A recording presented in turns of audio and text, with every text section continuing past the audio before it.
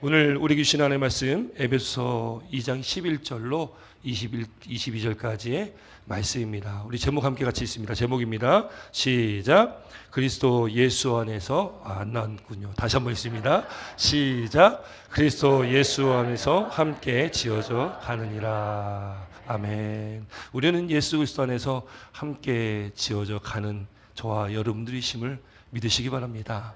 여러분, 오늘은 우리가 맥주 감사 주일로 드립니다. 그래서 맥주 감사 주일에 대해서 조금 말씀을 좀 나누고, 오늘 성찬의식도 있는데 말씀이 좀 짧아야 될 텐데 좀 염려하면서 시작을 합니다. 여러분, 맥주 감사 주일은요, 여러분 우리가 알듯이 흔히 우리가 구약의 3대 절기라고 하면 우리가 유월절이라는 게 있고요, 또 칠칠절이라고 하는, 또 오순절이라고 하는 날이 있잖아요. 그날로 또 맥주절이라고 또 구약의 절기에 이야기를 합니다. 그리고 또 하나 있어요. 나중에 장막절, 수장절이라고 하는 또 절기가 이렇게 있어서 대표적으로 세 개를 흔히 얘기를 합니다. 이 구약의 3대 절기 중에 이 맥주절, 특별히 유월절은요, 이스라엘 백성들이 430년 동안 이 애굽의 노예 생활을 했지 않습니까? 그래서 430년의 노예 생활 속에 하나님의 구원의 은혜 가운데 그들이 출애굽하게 되어진 것을 감사했던 절기가 유월절이라면, 이 칠칠절 또 이 맥주절은 첫 수확에 대한 감사를 드리는 날이 맥주절이었습니다. 또 초막절, 장막절, 수장절이라고는 이 절기는요, 또 하나님께서 지켜주신 그 광야 생활 속에서 그 광야 척박한 광야를 갈 때에 그들이 이 좋은 집에서 못 살았잖아요. 이거 뭐 이 장막, 이 천막 같은 걸 치고 살아야만 했었는데, 그것을 기념하는 날이 초막절이기도 하고, 또 주신 은혜에 또 감사하며 나가는 그 절기가 장막절, 초막절, 수장절이 됩니다. 결국 이 세 절기의 공통점을 찾는다면 하나님께 감사하는 절기입니다. 하나님께 감사하는 절기예요. 그래서 출애굽기의 말씀 23장 말씀 보면, 맥주절을 지키라, 이는 내가 수고하여 밭에 뿌린 것의 첫 열매를 거둠이라, 이렇게 말씀을 하고 있어요. 근데 이제 중요한 것이 있습니다. 이 구약의 맥주절이라고 번역되어지는 그 원문의 단어를 보면 그 원래 단어의 뜻은 수확의 절기예요. 수확의 절기. 그럼 맥주 하면은 어떤 곡식이 생각납니까? 보리 생각나시죠? 보리. 뭐 맥자 하면 이게 보리 맥자겠죠. 그래서 보리를 수확하는 그날로 우리가 기억이 되어지는데, 사실은 이게 우리나라의 어떤 문화, 우리나라 그 당시 여러분, 우리나라가 봄에는 보리 농사를 졌고요, 그리고 가을 되면은 쌀 농사를 졌습니다. 그러다 보니까 여러분, 우리나라에서 주식이 보리와 쌀이 되다 보니까 그냥 맥주절로 이렇게 번역을 하게 되었다, 이렇게 생각을 하시면 될 것 같아요. 여러분, 그래가지고 여러분, 이스라엘 백성들이, 이스라엘이요, 보리보다 주로 뭘 먹겠습니까? 이스라엘은 뭘 먹겠어요? 밀을 먹습니다. 그게 빵을 먹겠죠. 그래서 여러분, 우리가 잘 아는 오병이어 사건에서도 여러분, 거기에서 보리떡 5개, 물고기 2마리 이렇게 얘기하지 않습니까? 근데 이스라엘 사람들이 보리떡을 안 먹습니다. 보리떡을 안 먹어요. 떡은 누가 먹어요? 우리가 먹잖아요. 한국 사람들이 떡을 먹습니다. 이게 문화적인 것 때문에 그 당시 이 번역될 그 당시에는 여러분, 우리나라 사람들이 빵을 아마 거의 못 먹었을 거라 생각합니다. 그 귀한 음식일 거 아니에요? 아니면 어쩌면 빵이 그때는 없었을지도 모르겠어요. 워낙 오래전이니까. 그러니까 그걸 이해시키기 위해서 그 당시에 그냥 우리가 먹는 떡으로 비유를 하는 거죠. 맥주절도 사실 그래서 그렇게 번역이 된 거예요. 여러분, 구약의 맥주절은요, 중요한 건 이제 말씀드리려고 하는데, 그렇게 맥주절이라는 단어 자체가 우리나라의 문화에 기인한 거라면, 여러분이 맥주절, 구약의 맥주절이 우리가 지키는 그런 맥주 감사 주일이 그런 맥주절이냐? 아닙니다. 아니에요. 여러분, 구약의 맥주절이 우리가 지키는 맥주 감사절은 아니에요. 그러니까 그 의미는 가져오긴 했습니다. 그러나 같은 것은 아니다라는 것을 우리가 꼭 먼저 기억을 하셔야 돼요. 맥주 감사절은요, 토종 한국산입니다. 우리나라 사람들, 우리나라 교회가 지키는 절기가 맥주 감사 주일입니다. 여러분께서 미국에서 맥주 감사 주일 지킵니까? 안 지킵니까? 안 지키죠. 우리나라 교회에서 지키는 절기가 맥주 감사 주일이에요. 여러분, 그래서 우리나라는 이 보리를 추수할 때 보통 이제 봄에 한 6월 정도에 추수를 하게 됩니다. 6월 정도에 추수를 하고, 그 추수 이후에 감사드렸던 그 날, 그래서 7월 첫째 주를 우리 맥주 감사 주일로 지키자, 이렇게 된 거예요. 그래서 말이 많습니다. 따지기 좋아하시는 분들이 많이 계시거든요. 또 뭐 학자들도 그렇고 뭐 따지기 좋아하시는 분들이 많이 계시는데 이거 지켜야 되냐 말아야 되냐 이런 얘기 많이 합니다. 여러분 근데 여러분 재밌는 게 있습니다. 여러분 11월 달 가면 또 절기가 또 우리가 잘 아는 아주 대표적인 절기 있죠? 뭐가 있습니까? 추수감사절. 추수감사절 있습니다. 근데 이 따지기 좋아하시는 분들이 추수감사절에 대해서는 얘기를 안 해요. 이거 외국산이라 그런가? 이거 추수감사절에 대해서는 얘기를 안 하는데 맥주감사절에 대해서는 그렇게 많이 얘기하시는 분들이 많습니다. 그래서 뭐 검색만 해보셔도 이 맥주감사절을 지켜야 된다, 말해야 된다 말이 참 많습니다. 여러분 그러나 이 맥주감사절은요, 추수감사절은 그 1년 동안의 그 추수에 감사한 그 청교도들이 미국 땅에 와서 첫 번째 그들이 곡식을 심고 그들이 거둬들인 것의 첫 번째 거를 하나님께 감사함으로 드리면서 지켰던 것이 추수감사절이잖아요. 이 맥주감사절이라는 것은 우리나라의 문화에서 지금은 우리가 보리농사를 그렇게 짓지 않죠. 보리를 뭐 정말로 어쩌다 한번 이렇게 먹게 되는 거 아니겠어요? 그러나 그 당시에 이 봄에 보리농사를 짓고 첫 수확에 감사하면서 하나님께 영광을 올려줬던 것, 그것을 기념해서 지키는 절기가 맥주감사주일이 됐다. 그걸 우리가 좀 기억하면 참 좋겠습니다. 이거 왜 다른 사람들이 막 지키면 안 되는데 왜 지키라고 하냐? 여러분 그 의미가 아니라 우리가 이 7월 첫째 주에 지나온 6개월에 하나님이 우리와 함께 하셨던 것에 감사드리고 이제 이 하반기도 하나님께 맡겨드립니다. 그런 의미에서 오늘 우리가 맥주 감사주일로 하나님께 예배하는 감사하는 그런 시간 됐으면 좋겠습니다. 물론 우리가 감사는요 감사절만 하는 것이 아니잖아요. 우리는 항상 감사해야 됩니다. 할렐루야. 여러분 항상 감사하시기 바랍니다. 여러분 항상 감사할 조건을 찾으시기 바랍니다. 여러분 감사하지 않으면 감사의 공간에 바로 비집고 들어가는 게 있어요. 불만, 불평, 원망 이런 것들이 쏙 들어갑니다. 여러분 불만, 불평하는 분들 계실 거예요. 여러분 옆에 분 한번 보세요. 누가 그렇게 불만 불평하시는지 한번 여러분 보십시오. 근데 왜 불만 불평하냐면 감사가 없으면 불만 불평합니다. 그렇지 않아요, 여러분? 입에서 감사가 계속 나오시는 분은요 불만 불평하지 않습니다. 그런데 감사가 사라진 분은 입에서 자꾸 불만, 불평, 원망이 자꾸 나오는 거예요. 여러분 감사하시기 바랍니다. 우리 인생에 우리 입술에 불만 불평은 싹 사라지고 오직 하나님께 감사드리는 그런 입술에 고백만이 있기를 주의 이름으로 축원드립니다. 여러분 그래서 이 감사절 우리 맥주 감사 주일을 우리가 그런 의미에서 오늘 지킨다는 것. 데살로니가 5장 16절 18절에 우리가 잘 아는 말씀이죠. 항상 기뻐하라. 쉬지 말고 기도하라. 범사에 감사하라. 이 범사라는 것은 항상이라는 의미가 있습니다. 항상 감사라는 거예요. 이는 너희를 향하시 그리스도 예수 안에서 너희를 향하시는 하나님의 뜻이다 이렇게 말씀합니다. 이것이 하나님의 뜻이라는 거예요. 우리는 항상 감사해야 될 줄 믿습니다. 그래서 여러분 성 어거스틴도요 믿음, 소망, 사랑 이 세 가지가 있잖아요. 그 중에 감사를 좀 꼭 집어넣어야 된다 이렇게까지 얘기를 했어요. 감사가 그 정도로 중요하다라는 것이죠. 여러분 우리는 하나님께 거저 주시는 그 은혜를 입었다 받았다는 것을 믿으시기 바랍니다. 하나님께서 저와 여러분에게 은혜를 베풀어 주셨어요. 오늘 본문의 말씀 앞에 8절부터 9절까지의 말씀 보면 이렇게 말씀이 기록됩니다. 성경 있으신 분들 함께 찾아보시면 좋겠고요. 제가 읽어드립니다. 에베소서 2장 8절 9절의 말씀입니다. 함께 있습니다. 시작. 너희는 그 은혜에 의하여 믿음으로 말미암아 구원을 받았으니 이것은 너에게서 난 것이 아니요 하나님의 선물이라. 행위에서 난 것이 아니니 이는 누구든지 자랑하지 못하게 함이라. 아멘. 여러분 너희는 그 은혜는 누구의 은혜를 말하겠습니까? 하나님의 은혜예요. 너희는 하나님의 은혜에 의하여 믿음으로 말미암아 구원을 받았다라는 거예요.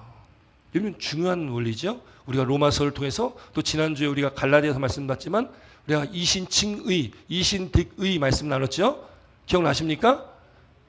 기억 안 나십니까? 예, 우리가 어떻게 구원받았냐? 이건 하나님의 전적인 은혜 가운데 예수 그리스도를 믿는 믿음 안에 우리가 하나님의 의를 얻은 겁니다. 우리가 의로워서가 아니라 우리가 뭐 깨끗하고 완전해서가 아니라 우리는 죄인이잖아요. 모든 사람이 죄인이지만 하나님께서 우리를 의롭다 해주신 거예요. 그건 뭐예요? 누구의 은혜라고요? 하나님의 은혜. 그리고 누구를 믿는 믿음으로? 예수 그리스도를 믿는 믿음으로. 할렐루야. 여러분 이건 꼭 우리가 기억하셔야 되고요. 꼭 믿으셔야 됩니다. 우리가 구원받은 것은요, 그건 그냥 받은 게 아니에요. 하나님께서 우리를 그렇게 사랑하시기 때문에 저와 여러분들 택하셨고 우리에게 그 한없는 은혜, 그 은혜를 우리에게 베풀어 주셨다라는 거예요. 여러분 그 은혜는 여러분 거저 주신 은혜입니다. 우리가 갚을 수가 없는 은혜입니다. 여러분 우리가 무엇을 해서 갚으겠습니까? 우리는 갚을 자격도 없고 갚을 능력도 없는 존재들이에요. 그냥 하나님께서 주신 거예요. 그래서 여기 8절에 보니까 그것은 하나님의 선물이다. 여러분 우리가 그 다 선물을 받으셨어요. 할렐루야. 기쁘십니까? 정말 기쁘세요? 뭐 표정 보니까 별로 안 기쁘신 것 같은데 기쁘십니까? 여러분 이게 복이잖아요. 이게 복이잖아요. 여러분 우리가 인간관계 속에서는 여러분 받으면 줘야 되는 어떤 그런 게 있지 않습니까?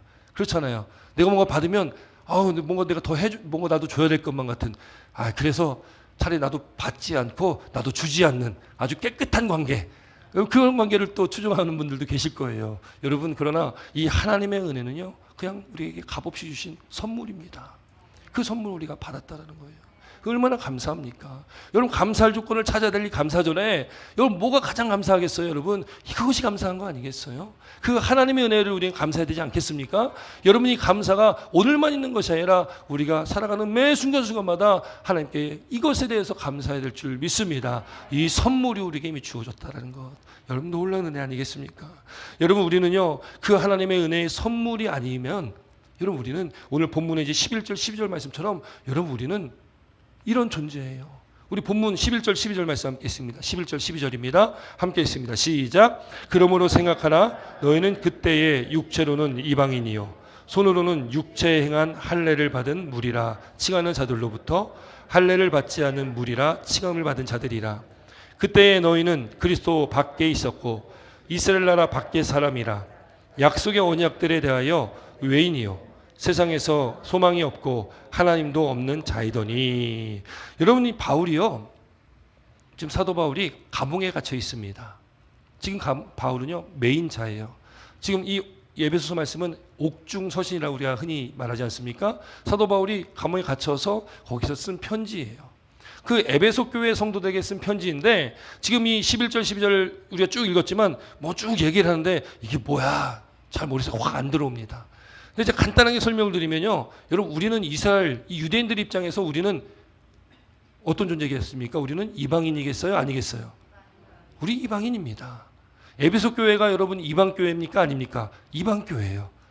예루살렘 교회가 있었고 예루살렘 그 유대에 있는 교회, 예루살렘 교회 외에 그 이방 지역에 있었던 모든 교회는 이방 교회고 모든 믿는 자들은 이방인들입니다.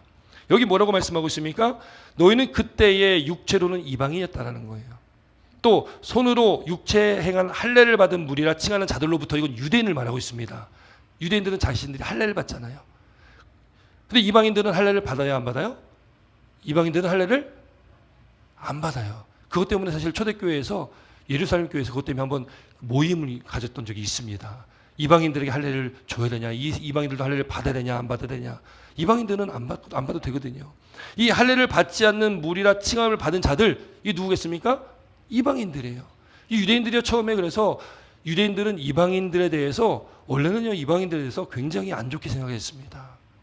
굉장히 안 좋게 생각을 했어요. 거의 유대인들이 생각하는 이방인들은 거의 저희 길거리에 돌아다니는 강아지 취급을 했던 그 정도의 관계였습니다. 그랬던 이방인들이 그때의 그리스도 밖에 있었고 이스라엘 나라 밖의 사람이었고 약속의 언약에 대해서는 외인 밖에 있다라는 거죠. 세상에서 소망이 없고 하나님도 없는 자였지만 그들이 어떻게 했다고요? 우리 13절 말씀 함께 했습니다. 13절입니다. 13절 함께 했습니다. 시작. 이제는 전에 멀리 있던 너희가 그리스도 예수 안에서 그리스도 피로 가까워졌느니라. 아멘. 할렐루야. 어떻게 됐다고요? 여러분 우리도 유대인의 입장에서는 이방인이잖아요. 그런데 우리가 예수 그리스도 안에서 그리스도의 피로 가까워졌다라는 거예요. 이게 우리에게 놀라운 은혜 아니겠습니까? 복음이 유대인들은 자기네들만 받은 구약의 율법, 구약의 말씀들, 자기네들만 아브라함의 혈통이고 자손이다, 자기네들에게만 성전이 있다, 그렇게 이야기했던 그 선민 사상에 찌들었던 유대인들. 그러나 예수 그리스도가 이 땅에 오시면서 어떻게 됩니까? 그 복음이 유대를 넘어 전 세계 곳곳으로 그 복음이 전파됩니다. 그리고 그 복음이 결국 우리나라까지 다 들어온 거 아니겠습니까? 그래서 우리가 예수 그리스도를 믿는 거 아니겠어요? 여러분이 놀라운 은혜 아니겠습니까? 여러분, 그렇기 때문에 우리가 예수 그리스도 안에서 우리는 하나 될 수 있는 것입니다. 오늘 본문의 말씀에 오늘 20절로 22절까지 말씀 함께 있습니다. 20절로 22절까지 말씀이에요. 함께 있습니다. 시작. 너희는 사도들과 선지자들 덜 위에 세우심을 입은 자라. 그리스도 예수께서 친히 모퉁이 돌이 되셨느니라. 그의 안에서 건물마다 서로 연결하여 주 안에서 성전되어 가고 너희도 성령 안에서 하나님이 거하실 처소가 되기 위하여 그리스도 예수 안에서 함께 지어져 가느니라. 아멘. 여러분 여기 보면요, 그리스도 예수께서 친히 모퉁이 돌이 됐다. 여기 제가 이해를 돕기 위해서 그림 하나 준비했습니다. 이거 보시면 조금 이해가 되실 거예요. 모퉁이 돌이 어떤 거냐면 이렇게 생긴 건데, 저 지금 이 끝에 큰 돌 하나 보이시죠? 요게 이제 모퉁이 돌입니다. 그 나라가 이게 그 건물을 이렇게 지을 때에 저 모퉁이 돌을 놓고 거기서부터 이제 이 돌을 쌓기 시작하는 거예요. 그러니 여러분, 모퉁이 돌이 중요하겠습니까? 안 중요하겠습니까? 중요하겠죠. 바로 여기 오늘 20절에 말씀하고 있는 것, 그리스도 예수께서 친히 모퉁이 돌이 되셨어요. 되셨습니다. 그리고 그 안에서 누구 안에서입니까? 예수 그리스도 안에서. 예수 그리스도 안에서 건물마다 서로 연결되어지는 겁니다. 그래서 주 안에서 여기 21절에 성전되어 간다. 여러분, 우리는요 예수 그리스도 안에서 한 가족 하나 되었다는 것을 믿으시길 주 이름으로 축원드립니다. 그래서 여기 오늘 본문의 말씀에서도 하나님의 권속이다, 하나님의 권속, 하나님 안에서 가족들을 얘기를 하는 거예요. 여러분, 우리는 주님 안에서 한 가족이라는 것을 믿으시기 바랍니다. 우리는 한 가족이에요. 여러분, 우리가 가족들, 우리 가족이 있겠지만 여러분, 이 교회에서 함께 우리가 생활하고 교회에서 우리가 교제하면서 여러분, 우리가 얼마나 자주 만납니까? 정말 가족같이 자주 만나지 않겠습니까? 여러분, 우리는 하나님의 권속, 하나님의 자녀들이고 하나님 안에서, 주님 안에서 한 가족 되었다는 것을 믿으시기 바랍니다. 우리는 예수 그리스도 안에서, 우리는 주 안에서 성전 되어가고 22절에 성령 안에서 하나님의 거하실 청소, 바로 성전이죠. 성전 되어가고 그리스도 예수 안에서 우리는 함께 지어져 가는 거예요. 여러분, 그래서 우리는 여러분 하나라는 것을 믿으시기 바랍니다. 에베소 4장의 말씀에 이렇게 말씀하고 있어요. 에베소 4장 1절부터 3절까지 말씀 제가 한번 읽어드립니다. 그러므로 주 안에서 갇힌 너에게 너희를 권하노니 너희가 부르심을 받은 일에 합당하게 행하여, 하나님께서 우리를 부르셨는데 모든 겸손과 온유로 하고 오래 참음으로 사랑 가운데서 서로 용납해라. 사랑 가운데 서로 용납해라. 평안에 매는 줄로 성령이 하나 되게 하신 것을 힘써 지켜라. 할렐루야. 이렇게 하나님 말씀하고 계시는 거예요. 여러분, 성령의 하나 되게 하신 것을 힘써 지키는 교회 되길 소망합니다. 우리 모든 성도들이 주님 안에서 하나 되길 주 이름으로 축원드립니다. 여러분, 세상은요 악한 사단의 권세는 분열시키려고 합니다. 분열시키려고 해요. 하나 되는 것을 원치 않습니다. 그러다 보니까 여러분, 이 교회라는 교회의 본질은 하나됨이잖아요. 성령 안에 하나됨인데 이걸 악한 영은 깨트리려고 애를 쓰는 거예요. 여러분, 나눠짐은요 성령의 역사가 아닙니다. 성령의 역사가 아니에요. 나눠짐은 여러분 사단의 역사라는 것을 믿으시기 바랍니다. 우리는 오직 성령 안에서 하나됨을 힘써 지켜야만 되는 것이 우리 교회고 저와 여러분들이라는 것을 믿으시기 바랍니다. 여러분, 우리는 예수 그리스도 안에서 함께 지어져 가야 됩니다. 근데 지어지는 과정이 서로 여러분 쉬운 일은 아니에요. 다 다른, 우리 모든 사람들이 다 다른 성격을 갖고 있지 않습니까? 같이 맞춰가기가 쉽진 않습니다. 교회마다 문제 없는 교회가 있습니까? 어떤 교회든지 다 문제가 있어요. 그러나 여기 에베소 4장에 말씀하고 있듯이 사랑 가운데 서로 용납하는 것이 뭐예요? 용납하는 것이 품어주는 것이고 덮어주는 것이고 안아주는 것이고 공감하는 것이고 이해하는 것이고 사랑하는 것임을 믿으시기 바랍니다. 여러분, 그러면 여러분 교회에 문제가 있겠습니까? 그 문제가 없겠죠. 여러분, 물론 그게 어려운 거 압니다. 그러나 여러분, 이제 우리가 6개월을 지내고 새로운 이제 6개월 이 하반기를 시작하는 이 시점에, 또 우리가 감사함으로 나아갈 이 시점에 우리 교회가 다시금 주님 안에서 하는 말씀 가운데서 예수 그리스도 안에서 우리가 함께 지어져가는 거룩한 성전다운 삶을 살아가며 우리가 정말 성령 안에서 하나 되게 하신 것을 힘써 지키고 나아가는 복된 저와 여러분의 삶이 되시고 우리 템파 제일감리교가 되시기를 주 이름으로 축원드립니다. 그 일을 위해서 주님께서 이 땅에 오신 거 아니겠습니까? 막힌 담을 헐으셨고요. 그분이 이 땅에 평화의 주로, 평화의 왕으로 이 땅에 그래서 오신 거 아니겠습니까? 그래서 교회는요 하나님의 평화, 평강이 넘쳐야 됩니다. 여러분 우리 샬롬 인사하지 않습니까? 샬롬. 우리 한번 인사해 볼까요? 이렇게 제가 CCC에서 이렇게 배웠는데 이렇게 한번 해보세요. 이렇게 해보세요. 이렇게. 우리 옆에 있는 분들과 함께 인사합니다. 우리 샬롬. 예, 다시 한번 샬롬. 예, 샬롬의 뜻이 무엇입니까? 하나님의 평강이 함께 하시기 바랍니다. 이런 의미거든요. 여러분 우리 교회가 우리 모든 성도님들 삶이 주님의 은혜가 넘치고 하나님의 평강이 넘치는 저희들 되시기를 주의 이름 다시 한번 축원드립니다. 기도드리겠습니다.